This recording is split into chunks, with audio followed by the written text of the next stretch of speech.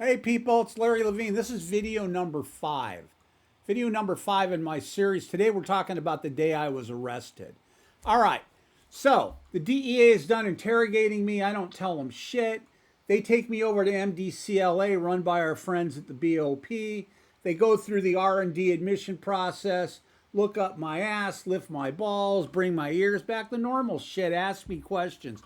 They send me up to a housing unit. I'm looking around here. I'm on, what was I on? The 9th floor. That was like the intake unit. There's people eating ice cream and they're watching a movie and there's a popcorn machine. And I'm thinking, what is this, a fucking carnival or something?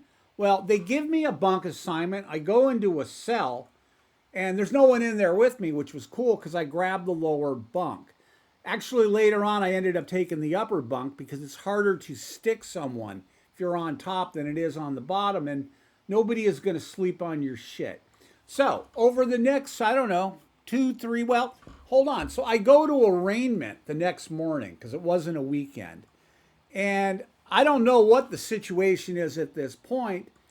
I meet my new lawyer. She was really cool. She was a USC grad. She's retired from the public defender's office. Good lady, Callie Steele. And I get a copy of the criminal complaint and the indictment. I'm reading through it, and it kept mentioning CS1. CS1, that's confidential source. A CI, confidential informant. And I'm reading through this, and at that point, I knew it was my fucking friend. Thought was my friend, because it mentioned shit that only he knew about and only things that I had done with him. So I plead not guilty. Boom. They take me back over to MDC, which I ended up staying about 2 years at, fighting my case.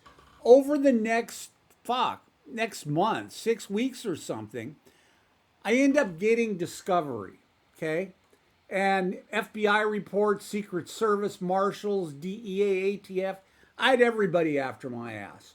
Well, in the reports, it had the agents' names. I had their first name, I had their last name, and I had the agency they were with. And remember, when I got arrested, I'm sitting in the van and I'm looking out and I'm seeing their first name, their last name.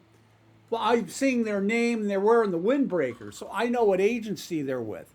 So now what I've done is I have put a face. I put a face to the name. I know a little bit more about them. And this all went in my fucking head and I remembered it. All right, in the next video, I'm going to tell you what happens when the U.S. attorney interrogates me. So stay safe.